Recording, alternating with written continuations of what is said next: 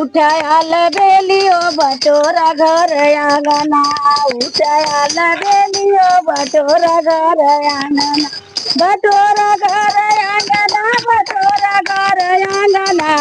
उठायल बेलियो बटोरा घर आंगना उठायल बेलियो बटोरा घर आंगना तुआ के बाजू बंद के तुआ के कंगना के तुआ के बाजू बंद के तुआ के कंगना अरे के तुआ के चोलिया कसेला तुअर जो बना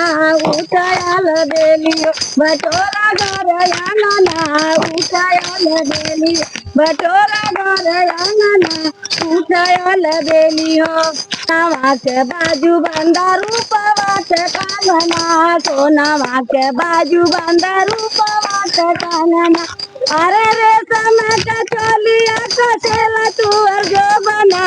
उठायल बेलियो बटोरा घर आंगना उठायल बेलियो बटोरा घर आंगना उठायल बेलियो।